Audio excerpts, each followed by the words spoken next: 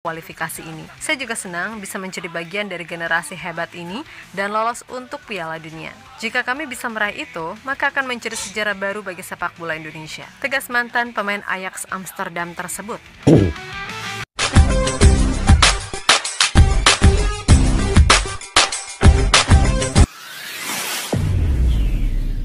Assalamualaikum dan salam persaudaraan, salam sepak bola. Selamat bertemu kembali di channel Askalani Studio guys. Oke, hari ini guys kita akan kembali mereaksi bagaimana perkembangan sepak bola Indonesia, terutamanya terkait dengan Patrick Kluivert. Kemungkinannya akan membawa beberapa nama pemain-pemain diaspora yang lain yang sekarang ini berlegar-legar di ruang-ruang media sosial, yaitu Jairo Redwell, Pascal Struijk, Milano Jonadan, dan lain-lain lagi.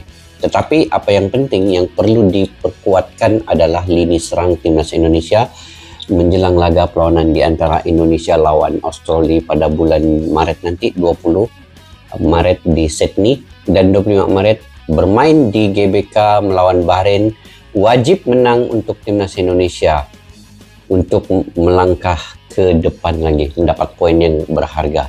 Sekarang ini Indonesia wajib menang lawan Bahrain dan lawan China, itu bermain di GBK. Jadi apa sebenarnya strategi dan juga formasi Patrick Kluivert ini untuk timnas Indonesia? Mungkinkah dia akan menggunakan ke semua pemain diaspora yang berkualitas tinggi dan berpengalaman ini melawan Australia nanti? Dan kemungkinannya akan ada kejutan lawan Australia timnas Indonesia ini. Kemungkinan saya pikir ada kejutan guys, karena Indonesia perlu menguatkan lini serang lawan Australia nanti untuk mendapat gol, dan kemungkinan akan mendapat poin di situ. Jadi kalau ada kejutan di situ, insya Allah perlawanan seterusnya akan lagi mudah untuk timnas Indonesia. Apapun tim-tim lain juga sedang memperkembangkan taktikalnya. Contohnya Bahrain baru-baru ini juara Piala Teluk.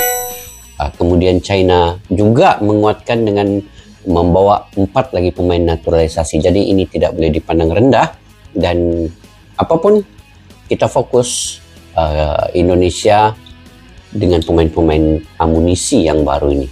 Oke guys, saya ingin reaksi statement Kluivert ke media Belanda bikin rame. 5 pemain terancam, Iliano buka suara, siap-siap ada kejutan. Oke, apa di sebalik video ini kita simak guys.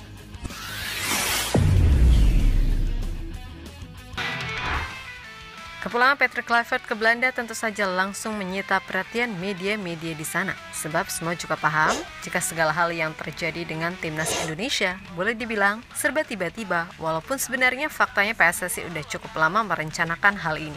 Yap, sebelum Februari nanti Kluivert balik lagi ke Indonesia, pastinya media-media Belanda ingin tahu soal gimana sih pandangan atau kesan Kluivert ketika pertama kali tiba sebagai pelatih anyar, termasuk pastinya soal gambaran pemain yang akan masuk ke dalam skema. Dan menurut berbagai info, akan ada setidaknya 5 pemain yang posisinya terancam. Terlebih jika nantinya para pemain diaspora baru satu persatu berdatangan. Di sisi lain, ada Iliano Reinders yang baru-baru ini buka suara terkait fanatisme masyarakat di Indonesia. Baginya ada banyak hal-hal yang di luar imajinasinya setelah mengetahui realita yang terjadi di kehidupan nyata. Oke guys, Iliano Reinders nih dia belum lagi menampakkan dia punya penampilan sebenar talentanya, karena dia semasa Sinteyong dia tidak terlalu diberikan ruang menit bermainnya.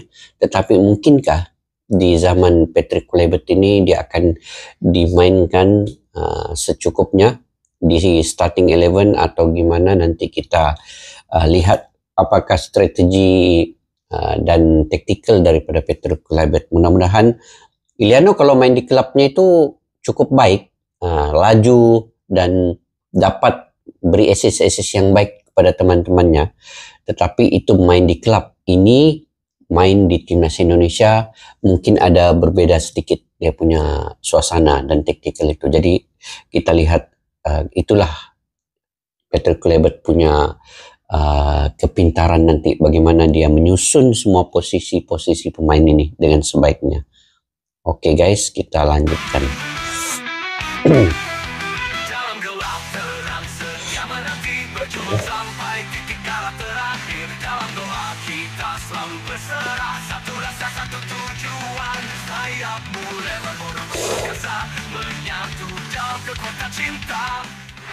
Semua mungkin sepakat kalau di awal Indonesia memang dianggap sebagai underdog di grup C. Hal yang wajar mengingat dari sisi ranking dan pengalaman, Indonesia jelas adalah yang paling bawa kencur dibandingkan tim-tim lainnya. Maka dari itu, target awalnya adalah mengunci posisi 3 atau 4. Tapi setelah 6 pertandingan dilalui, nyatanya secara umum, kekuatan tim di grup ini terbilang merata. Kecuali Jepang sih, yang emang udah gokil levelnya. Yap, tim-tim seperti Arab, Australia, Bahrain, dan China. Nyatanya juga nggak seperti apa yang dibayangkan. Bahkan untuk saat ini Indonesia masih duduk di posisi 3 dengan terpantau cuma Posisi 1 poin ketiga. dari Australia di posisi 2. Nah, melihat itu semua, jelas peluang dan harapan untuk lolos langsung pun jadi makin besar dong. Namun sayangnya, semua itu harus dilalui dengan isu dinamika yang terjadi, sampai akhirnya muncul pergantian pelatih dari STY ke Patrick Kluivert. Tentu saja bagi Kluivert, dengan segala hal yang udah dicapai, adalah hal yang wajar jika publik menaruh ekspektasi tinggi. Dan ia merasa kalau tuntutan dari fans agar dirinya bisa membawa tim lolos ke Piala Dunia adalah hal yang normal.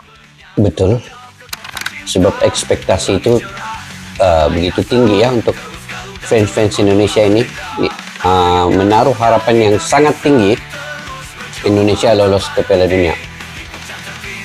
Jadi Patrick Kluivert tahu sudah dia punya tekanan, dia punya pressure selepas gabung dengan timnas Indonesia ini. Rangkaian acara perkenalan, Kluivert pun balik bentar ke Belanda ya untuk packing dan lain-lain. Karena nantinya ia akan stay di Indonesia dan melalui tugasnya pada Februari bersama dengan datangnya Alex Pastoor. Nah, di Belanda jelas Kluivert menjadi buruan para jurnalis yang ingin tahu kesan-kesan Kluivert ketika diperkenalkan secara resmi.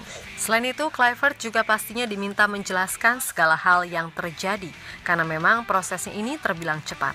Nah, bagi Kluivert yang daripada memikirkan soal hal-hal lain, ada baiknya ia memilih fokus untuk gimana caranya membawa Indonesia lolos ke Piala Dunia. Sebab bagaimanapun, ada ekspektasi besar dari supporter Garuda yang menuntut lolos ke Piala Dunia. Dan harapan tersebut dianggap hal biasa bagi Kluivert. Karena memang faktanya timnas Indonesia memang tidak pernah sedekat sekarang untuk bisa mentas di ajang tertinggi dunia. Harapan besar dari supporter itu hal yang biasa, karena mereka tidak pernah begitu dekat lolos ke Piala Dunia melalui babak kualifikasi. Saya pikir dari sudut pandang saya, itu hal yang normal bahwa supporter sangat antusias mengenai babak kualifikasi ini. Saya juga senang bisa menjadi bagian dari generasi hebat ini dan lolos untuk Piala Dunia. Jika kami bisa meraih itu, maka akan menjadi sejarah baru bagi sepak bola Indonesia. Tegas mantan pemain Ajax Amsterdam tersebut.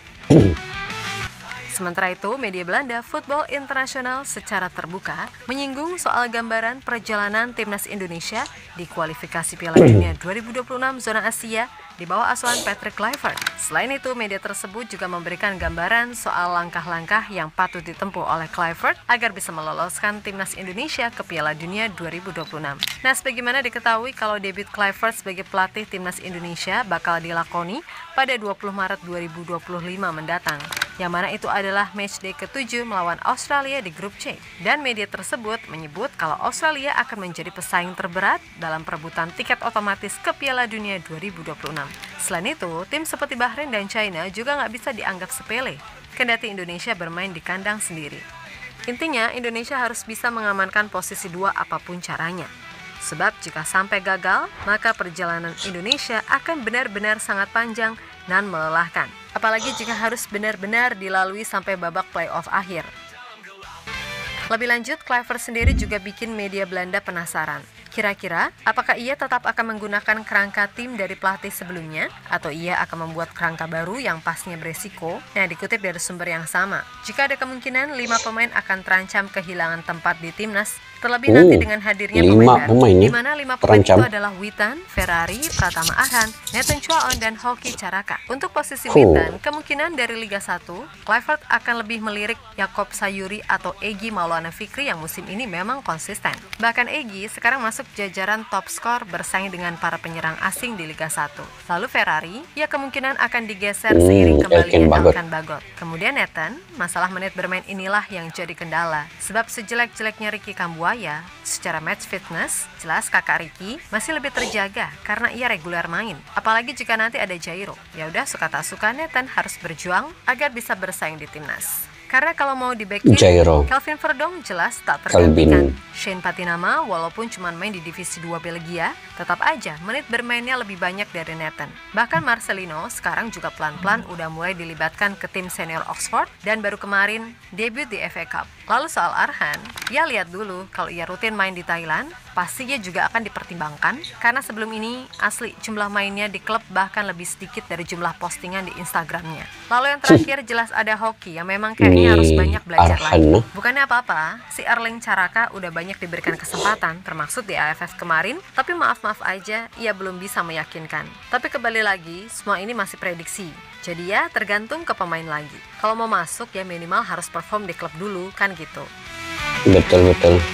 Jadi semua pemain ini bersaing lah kan guys, bersaing masing-masing perlu menguatkan, terutama pemain-pemain nih lokal macam Oki Caraka, Ian Sayuri, Yakob Sayuri, Egi Maulana, Witan Sulaiman kena 200% menguatkan lagi stamina dan cara permainan mereka dengan baik lah.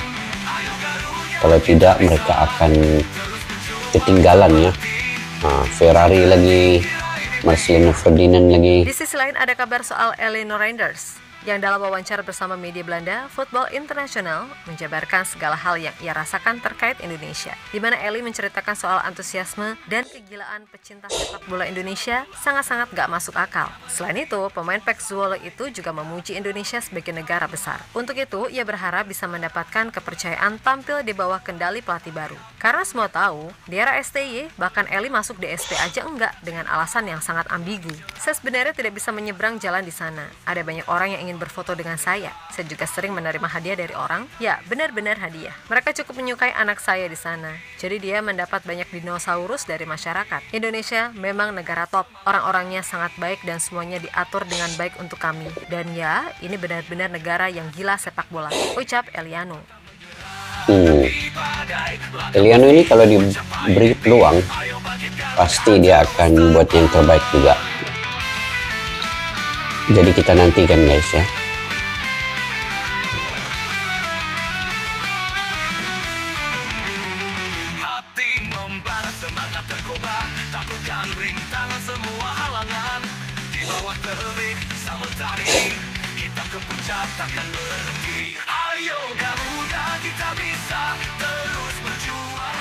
Yap, terlepas dari apapun, intinya persiapan matang harus benar-benar dilakukan untuk menyambut round 3. Karena kalau dilihat dari sisi momentum, ya emang sih Piala Dunia 2026 adalah momentum yang tepat bagi Indonesia menciptakan sejarah baru. So semangat buat semua elemen timnas, khususan Patrick Kluivert, beserta nanti jajaran staf pelatih lainnya yang akan bertugas. Memang pastinya ini sangat gak gampang mengingat waktu yang mepet. Tapi Mimin dan mungkin kalian semua percaya, jika semuanya bisa berjalan sesuai dengan apa yang diharapkan, asalkan yaitu hilangkan ego dan kepentingan pribadi demi timnas Indonesia. Oke, kita beda. Oke guys, apapun strateginya, apapun taktikalnya, siapa juga pemainnya, siapapun lah pemainnya, sama ada pemain diaspora kah, pemain lokal kah, yang penting mereka dapat melakukan yang paling terbaik ketika diberikan peluang. Dan talenta-talenta mereka itu mereka harus beri 100% ya, ataupun 200% di lapangan nanti. Nah, kalau kita lihat prediksi pemain-pemain yang coba ketengahkan oleh admin ini tadi, ini nampak jelas bahwa yang akan mendominasi nanti adalah pemain-pemain diaspora. Tapi yang pentingnya Indonesia ini lolos ke Piala Dunia, karena ekspektasi para penggemar sepak bola, fans Indonesia dan juga supporter sekarang hanya tertumpu kepada Patrick Kluivert membawa Indonesia ini ke Piala Dunia. Nah, jika itu berlaku, selamat untuk Patrick Kluivert, selamat juga untuk Bapak Erick Thohir. Tetapi jika sebaliknya mereka harus bersiap-siap dikecam macam-macam lah kan oleh fans yang berat pada keinginan mereka untuk mimpi Indonesia ini masuk ke Piala Dunia. Itu impian semua orang, impian semua supporter, dan memang wajar mereka punya ekspektasi tinggi. Dan yang diberikan oleh Bapak Erick Thohir ini memang sudah yang paling terbaik pun bagi saya lah.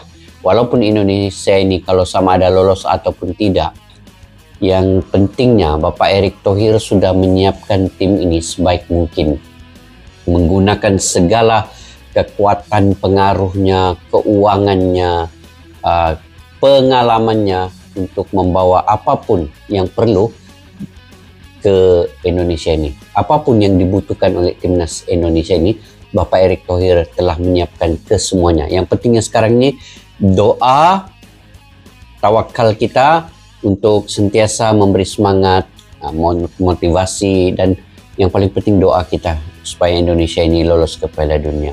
Segala usaha telah dilakukan, ikhtiar telah dilakukan oleh Bapak Erick Thohir dan ke semua jajaran pelatih, kepelatihan yang baru, pemain-pemain yang ada. Mungkin cuma sekarang kita akan menunggu strategi dan taktikal dari PT Pelaibet pula untuk menyusun yang benar-benar yang paling terbaik untuk timnas Indonesia.